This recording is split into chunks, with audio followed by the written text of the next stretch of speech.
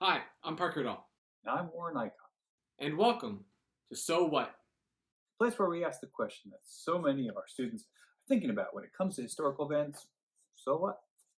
I mean, I've already heard of the term totalit...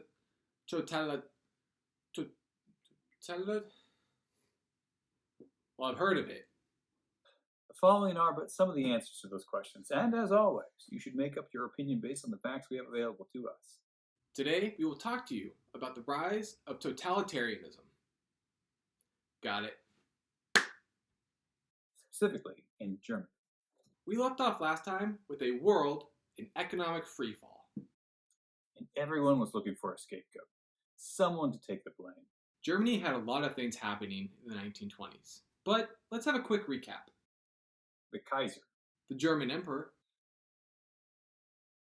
The Kaiser abdicates his throne at the conclusion of World War I. Germany sets up a new government. Weimar Republic. They agree to sign the treaty that ends the war. The Treaty of Versailles. Stop doing that! I can't even finish the thought! Sorry, Dad. Go on. Oh, great. Now I forgot where I was. Where was I? The Treaty of Versailles.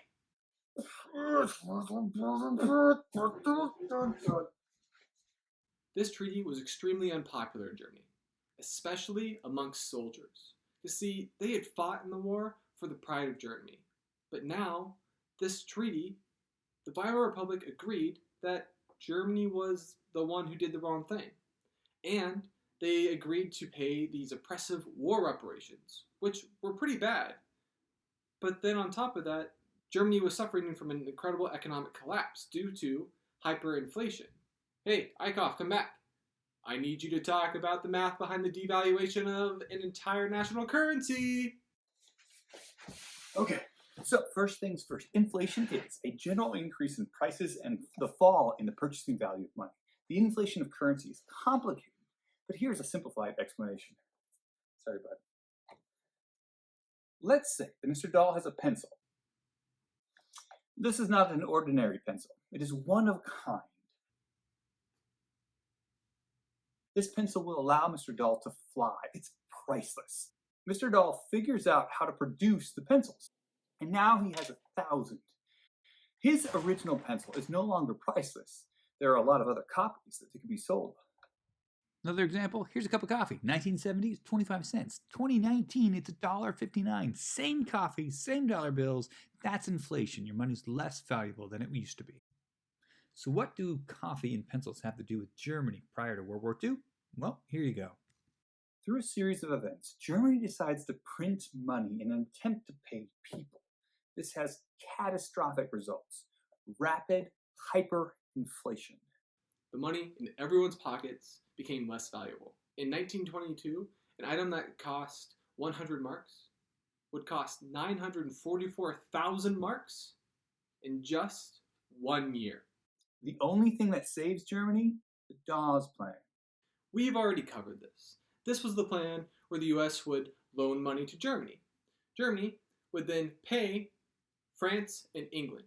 France and England would then pay the US, and the US would then loan money to Germany, and on it would continue. This works really well for a while. Germany is no longer in freefall, but while the Weimar Republic is struggling to survive, there are some in Germany who want to take a more aggressive approach. And this is the state Germany is in when Hitler starts to rise. Who cares? Have you heard of Hitler? I know who he is. He was involved in some war, but that war is over now, and I have my own problems.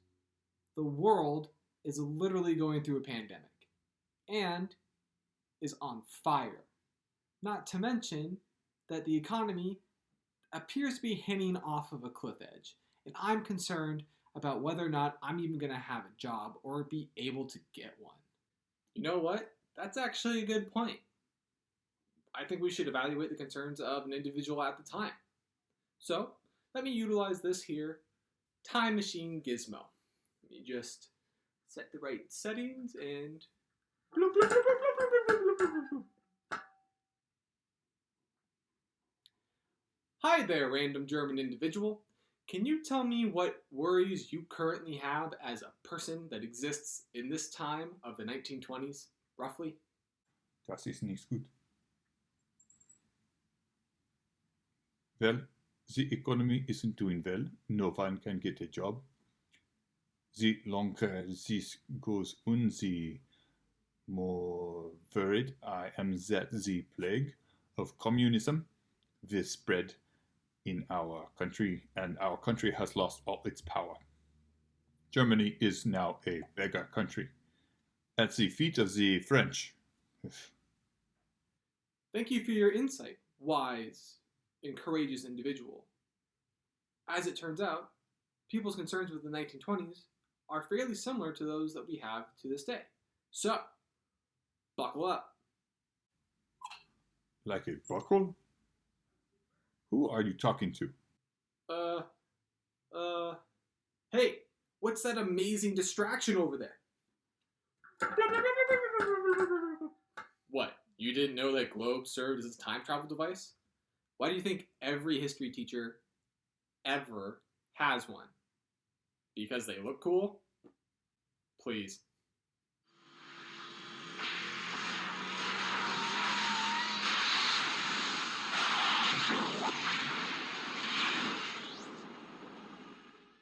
Instead of walking through the specific events that led to Hitler's rise, we're going to take a step back and ask a different question.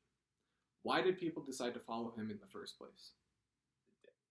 The Hitler we know today, the leader of the Nazis, burner of books, the implementer of the most atrocious and horrific Holocaust, the prime example of evil in every discussion, hadn't arrived yet in the 1920s. This is the struggle of history. We must find a way to remove our 21st century mindset and try to evaluate items and events when they happened. People that saw Hitler didn't see a monster. He hadn't done monstrous things yet. Instead, people saw a good orator. Political officials saw someone they could control and play as a puppet. People of the crowds and masses saw someone who tapped into their own anger and fears. And because of a propaganda regime, a lot of people, even people within the US, saw a kind person who just loved dogs. Because that's what they kept telling people. Hitler hates the Treaty of Versailles, and he makes a promise to the German people. He will restore German greatness by getting out of this treaty. He seeks to remilitarize Germany, an action directly against the treaty. He uses a convenient fire to blame a rather common enemy, communists. In order to stop these rogue communists, what does he need? He needs more authority and power. He argues that the problems Germans face every day aren't even their fault. They are, in fact, a superior race. He blames the hedonism of the Roaring Twenties, and more than that, he blames the Jews, and he seeks to separate them from German society. So what's happening here is Hitler is using many different mechanisms, but one of them is nationalism. He wants people to have pride in Germany, and he doesn't believe you could have pride in a weak country. Hitler also seeks to remove the shame he and other people may have felt after World War I. Here's a picture of him as a soldier. He turned this anger at the people that drag down their great and powerful country, and he creates an us versus them mentality. He says that Germans will succeed, but only if they separate themselves from those inferior races. On top of all of this, the economy is starting to come back to life. The mass rearmament of society is actually kind of working. Hitler goes ahead and removes other political parties, making it illegal to oppose the Nazi Party.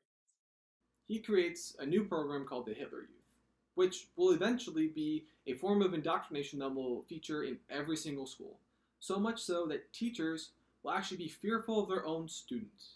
Because if their students report them as being an anti-Nazi leader or just sympathist, they can be arrested. In fact, the indoctrination of the youth is very important. They are zealous and outspoken, proclaiming the greatness of Hitler. They are quick to point out anyone who disagrees with this sentiment. This is a warning sign. If you can't identify your leader's flaws, then you have a big problem. Because every person has flaws. We're not perfect. But if you're willing to overlook literally every bad thing a person does, then you're willing to accept atrocities as a good thing. Hitler was addressing the problems of his time. He was doing so with a brutal, authoritarian hand, but for those that weren't being brutalized, it seemed to be working. This brings us to one last and very important concept: groupthink. The practice of thinking or making decisions as a group in a way that discourages creativity or individual responsibility. People stopped thinking of their individual actions and were told their purpose was to create a strong Germany as a collective. For them, Hitler had a vision for a great Germany. And so if they simply followed his direction, then they would help achieve that. Groupthink allows for a group to make actions without taking personal responsibility because it's for Germany. They don't stop to consider the impacts on other people. These concepts are not exclusive to Germany.